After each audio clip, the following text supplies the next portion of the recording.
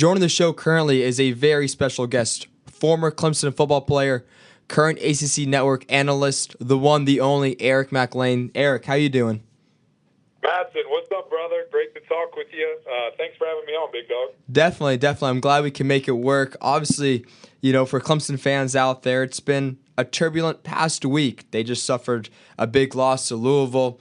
As you're watching that game and also just looking forward, are there a lot of teachable moments for the Tigers that they can use to bounce back against Virginia Tech? Yeah, it's going to be interesting, man. I think it's it's unfortunate because it just felt like such a snowball of things in that game, and starting at the top, some strange coaching decisions. Guys looked like they just weren't prepared. Looked like there weren't a ton of just different things that were done throughout the game, adjustments and things of that nature that make you scratch your head. And then guys-wise, like players, not executing, not a ton of great effort throughout the entire game. I thought that was the worst game from the offensive line by far. And it was reflective in the scoreboard. And then you have a defense that I know is loaded with talent.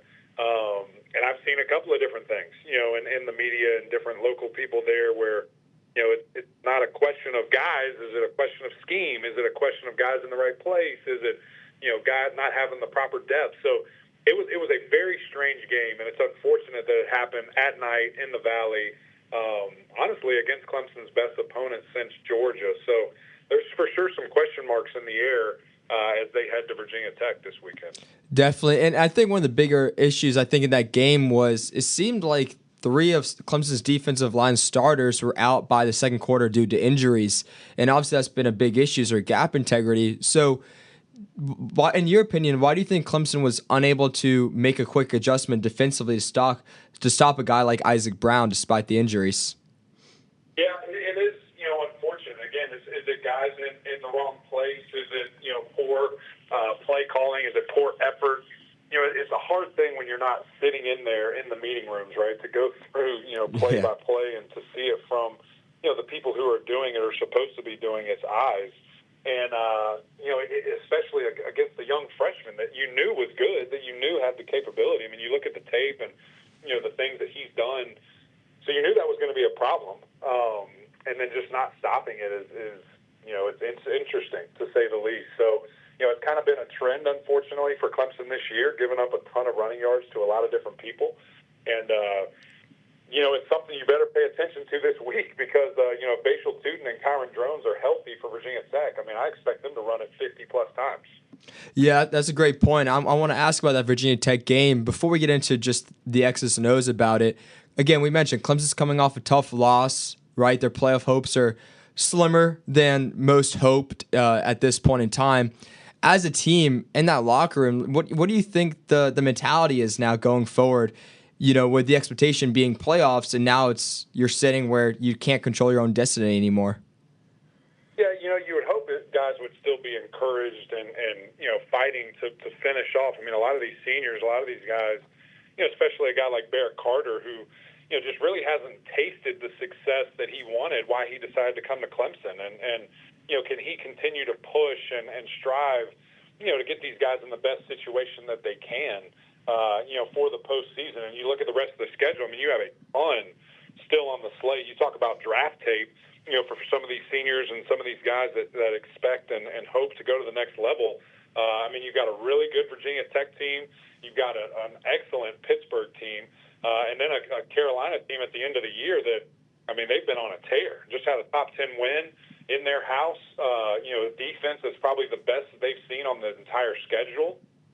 So there's a lot still out there that, it can go one way or the other. If you're not ready and if you're not, excited about the opportunity, you can be embarrassed very quickly. So, I hope that there's a, synergy, a circling of the wagons and, a kind of a bit of a Notre Dame moment from last year where you just kind of get going and get off in a hurry. And it does stink that it takes a loss to put you in that type of mindset and that type of situation. Definitely. And going to the point you made about Drones being able to play now, he's an incredible dual-threat quarterback. Obviously, too, is amazing in the backfield. Something that Clemson, I don't want to say struggled with because they've won the games, they've won them convincingly, But Jones is the best dual threat quarterback they faced all year. They played Ashton Daniels. They played a Calandria of Virginia.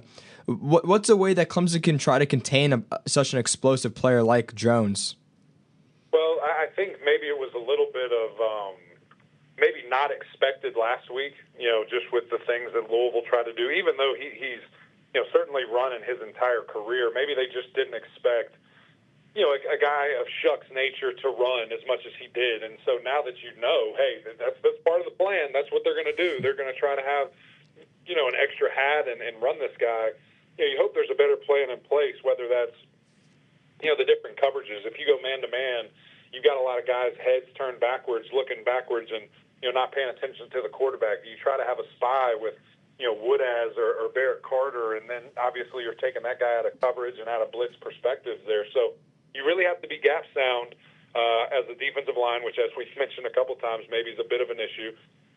You can't just rush upfield crazily. You have to contain. You have to get to a certain point and then make a decision. Am I going to circle back, or am I going to try to stay where I am and try to contain this quarterback? Because if you give him lanes, he'll take off, and there's going to be a lot of design runs as well. So certainly something the Tigers have to pay attention to drastically this week. 100%. 100%. Again, joining the show is ACC Network's Eric McLean, talking some Clemson football, ACC football. Very appreciative of this conversation. And Eric, I want to talk about Cade Klubnik, right? He was lighting the world on fire since the Georgia game. And then Louisville happened, and like we said, with the entire team, things unraveled. So for a quarterback to regain confidence, you've been around two great quarterbacks at your time at Clemson. How can a QB gain confidence? How can a coach maybe or teammates help their quarterback regain that confidence to go out there and play their best ball, again, despite a hard week?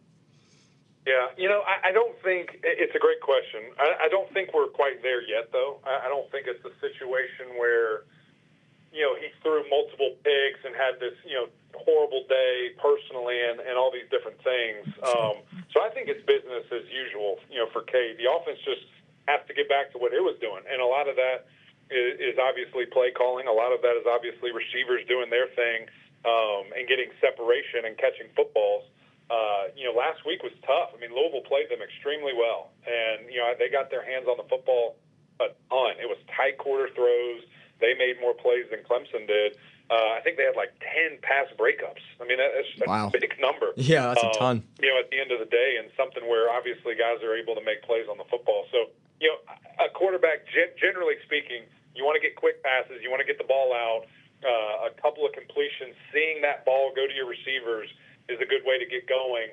But for Cade, it just feels like stretching the field has been where he thrives and where he gets the most of his confidence. So you're trying to take smart shots. You're trying to get guys going and get them in the right position.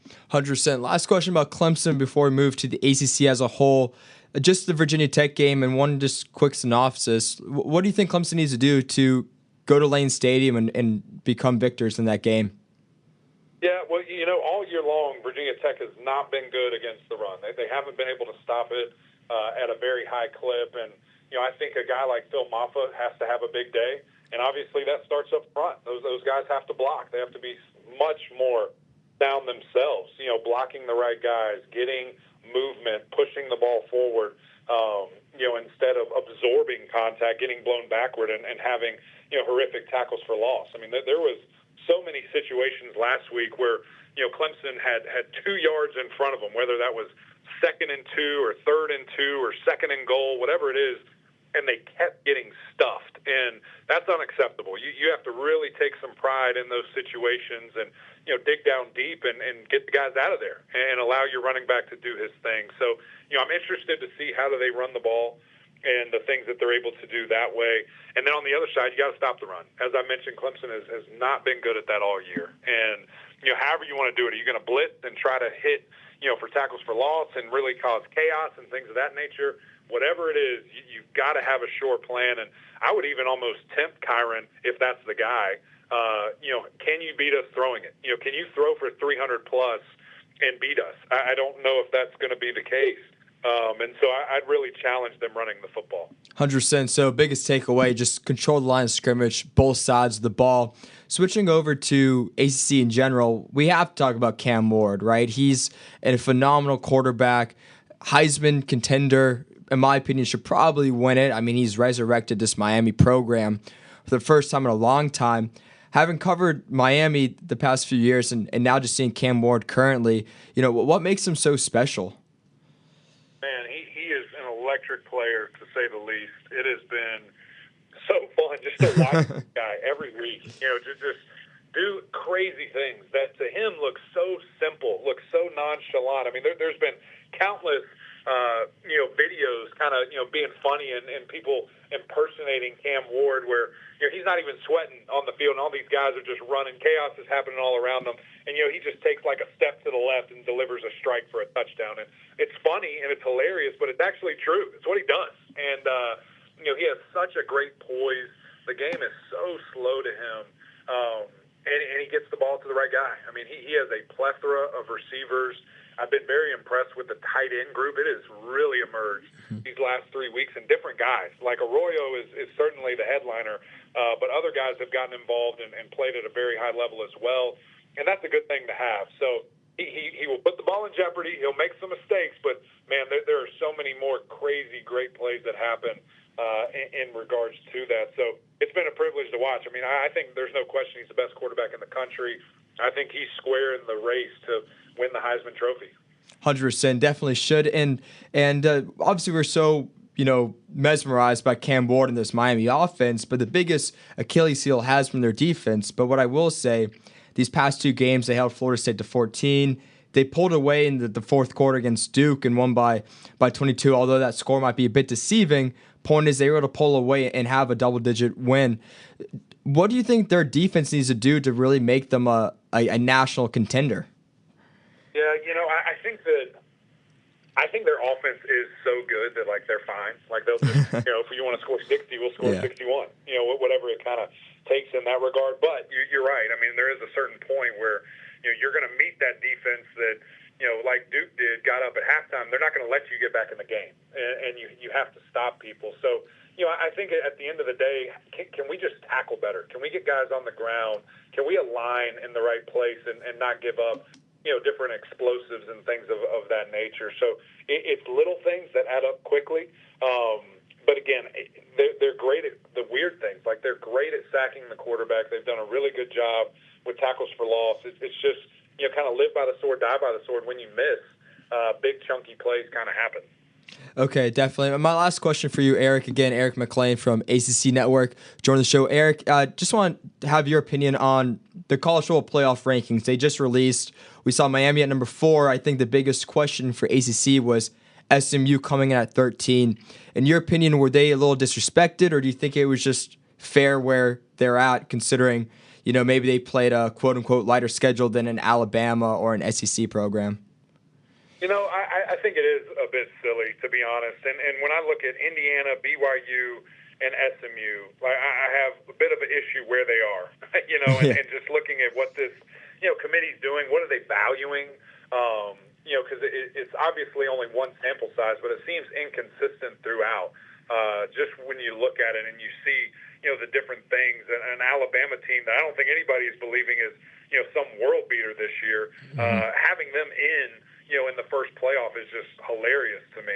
And the fact that they, got worked by a Vandy team that lost to Georgia State. What are we talking about? We're trying to pretend ourselves here that, Vanderbilt is this amazing, upper echelon SEC team when it's not the case.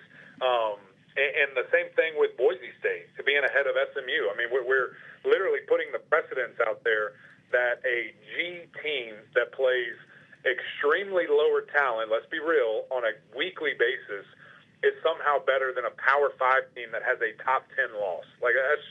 That's crazy to me when you see that. Oh, by the way, they didn't have their starting quarterback now that they do and have been on a tear in that loss. So there's a lot of inconsistencies to me, man. I try not to get super worked up because I know this is the first one and a ton of things are going to change. But when you set precedences like that, I just have to believe that you're going to have that mindset throughout the entire thing. And, that can be really frustrating. So we'll see what they do the rest of the way. I would say a interesting start for this committee, as it normally is. I was going to say.